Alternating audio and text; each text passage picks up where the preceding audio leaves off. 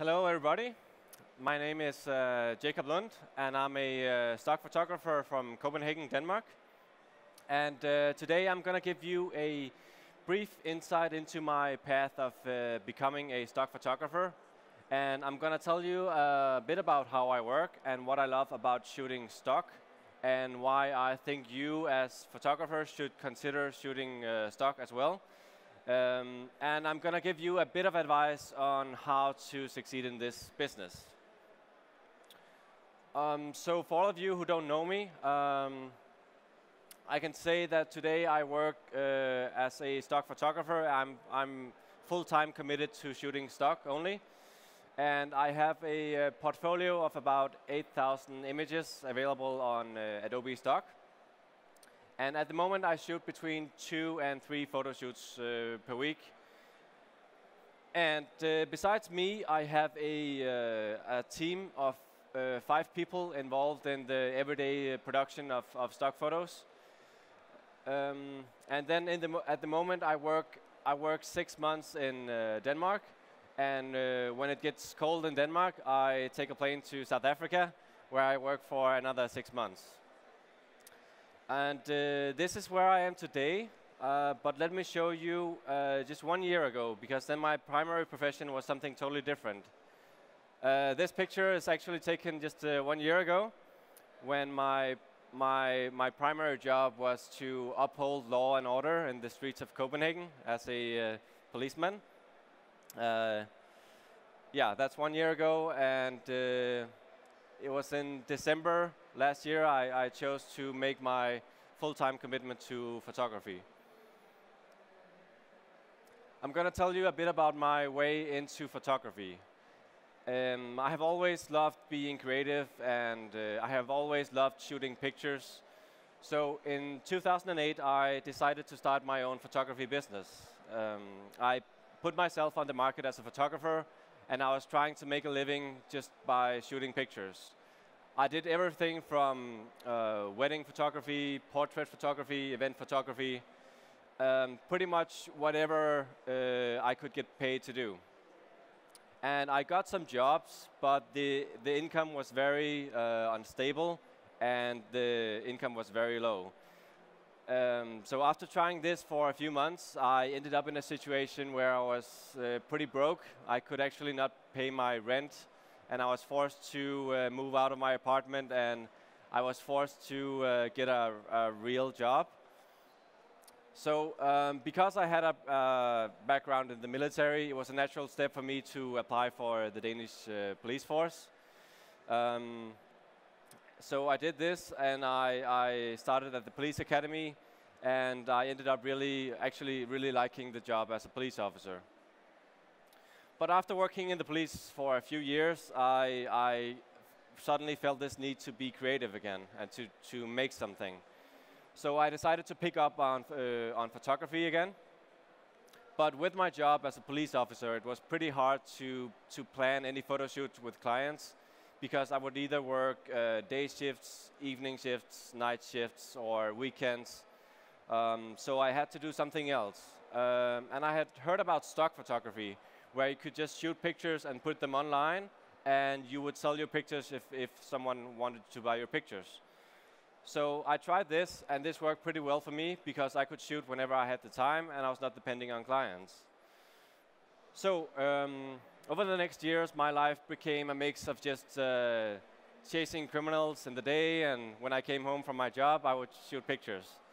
But as time passed, I think that my interest in photography grew, and I really enjoyed having this business where I could create something. So as I said, 1 year ago, I decided to quit my job as a policeman, and I went all in with the photography. And as I said, I chose stock photography because it gave me the opportunity to shoot pictures whenever I had the time, and not being dependent on clients. But I also felt that it was a great way for me to practice my photography skills. I could go shoot whatever I wanted to try to shoot, or experiment with new things. And I was not responsible to clients to deliver a certain product. I could just shoot whatever I wanted to. And when I put my images online, I could always see if someone would download my picture, I knew I did something right. If I didn't get any downloads, I knew I had to change something. And in the beginning, I just planned shoots of whatever I could get to shoot. And I asked my friends and I asked my family to help me model and stuff. And you can actually come a pretty long way by just asking for favors. Because in the beginning, I didn't have any budgets at all. But as I started to have a little bit of income from my pictures, I started investing all this income in producing new shoots and investing in better gear. And today, the production is much more organized. I usually work with a small team of talented people, including makeup artists, assistants, models, and then I have a team of people who assist me with all the post-production. And by the way, we have lots of fun when we shoot. So, why should a professional photographer consider shooting stock? I think some people might see the market for stock photos as a place for mass production, meaning that it's just about shooting a lot, and this comes at the cost of quality and creativity. But for me, stock photography has always been a way for me to explore my own creativity, because I could shoot what I enjoyed shooting, and I also think that stock photography gave me the opportunity to find my own style and define my own style. And also the market for stock photography has changed a lot over the later years. If we go back just 5-10 years ago, you would see stock photos would always be these cheesy photos of people in business suits smiling on white background, giving high fives and thumbs up. And I really think that time is over. Now the clients who look for stock photos are demanding very authentic images with real people, and they want to see real scenarios and real, like, authentic moments. And nowadays there's also a great volume of royalties being generated every day for the contributors to stock. But one of the problems is that a lot of the content being submitted is very similar in both style and subject. Because I think a lot of the newcomers to stock think that you have to shoot classic stock photos to be successful in stock, but that's so far from the truth. I think that by using your professional photography skills, you can really create original content that can make you stand out of the crowd and really make your images successful. And my personal opinion is that if you want to be successful, you have to shoot what you're passionate about, and you have to shoot in the field that you already know better than anyone else. And even if you don't put your full-time commitment into shooting stock, I see it as a great way for people to generate some additional income for yourself. You could see it as a way to just cover your fixed expenses, or investing, earn some money to invest in new photo gear. Because the great thing is that when you put your image online in a stock archive, you can just sit back and relax, and the image will actually generate income for you. So just to sum it up, I would say that there's the time for classic cheesy stock photos is over, and now if you want to be successful, you need to shoot quality and authenticity, and make sure to be original, and shoot what you shoot best, shoot what you already enjoy shooting. And if you do this, I'm pretty sure that you will be able to generate an additional source of income for yourself. So a bit of my advice on shooting. To go back to the thing about shooting authenticity. One of my tips is to always try, before you shoot a picture, to go out and observe, like, what does real moments look like? Because if you want to recreate them in your photos, you need to know like what does real look like. So if you want to shoot a group of friends hanging out at the lake, like go see how does friends act at the lake. How do they jump in the water? How do they sit and talk and relax? Recently, I did a shoot of a group of people studying at a university, and I went there a few days before to see all the actual students. How do they study? How do they sit in groups and work on their laptops?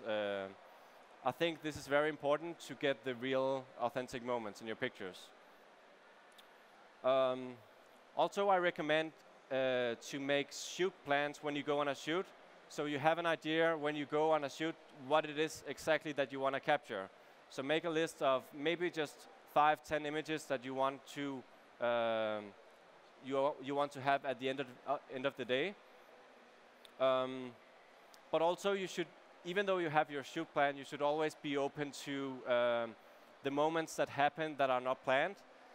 So let's say you have a small break, you put your camera down, and the models suddenly start laughing of like something. You should instantly pick up your camera and start shooting again, because this is often where you get the real good pictures. And there was a guy who once said, if you do what you love, you'll never have to work a day in your life. And this is something I try to live by, and I think it's very true, that if you shoot something that you enjoy shooting, it doesn't feel like work. You should just have fun with it. So don't be too concerned about what sells in stock. Just shoot what you love to shoot. Because if you do something you don't think is fun, you're going to end up running out of motivation before you'll ever become successful in stock. So make sure to have fun all the way, and you will be successful. I'm also going to mention a bit about workflow, because this is very important when you produce a lot of pictures. So after we are done with our shoots, all the post-production starts, and over the years we've done a lot to like find out what is the best workflow for us, and we today have a very streamlined workflow that works well for us. So when we start, we import all our photos into Adobe Lightroom, and when we have done this import, we make sure to make backups. We always have backups in remote locations. And then we do our selection of images, and for this we have a system where we quickly go through our library, give all the pictures that does work somehow 1 star. Then when we're done with that, we go back, take all the photos with 1 star, look again. Could this actually be a good image? If yes, we give it another star. And finally, when we have this selection, we go back to all the images with 2 stars, and here we select the images that we really want to save, and they get 3 stars. So now we have our selection of images, and then we do all the raw developing, meaning we do small corrections in exposure, contrast, all the things you can do in a raw image until we have the look that we like. And after that, we go to Photoshop, where we do all the pixel retouching. That could be removing brand names, logos, skin retouch, etc. And this is actually where we're done with the photo. Then comes all the keywording and etc.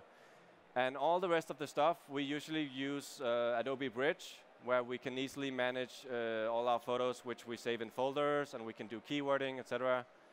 And one of the great things is that now Adobe made this feature that you can, when you work with your photos either in Lightroom or in Bridge, you can actually directly submit your images from Lightroom or Bridge to Adobe Stock.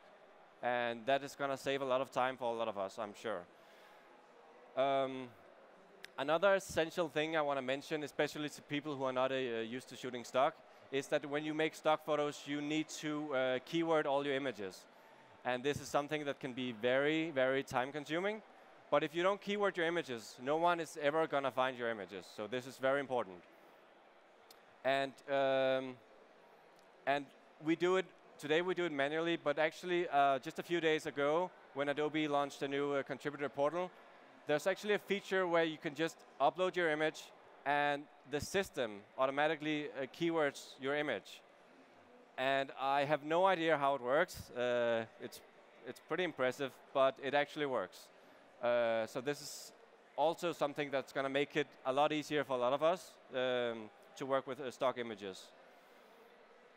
And I believe that these tools, like the direct upload from the apps you're working in and the automatic keywording, is something that's going to make the workflow much easier for a lot of us.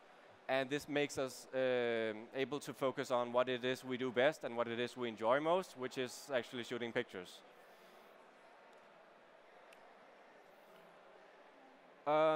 This is pretty much what I had to tell about my my work today. I don't have much time left, but I would say that you can always go to my website and check out our work.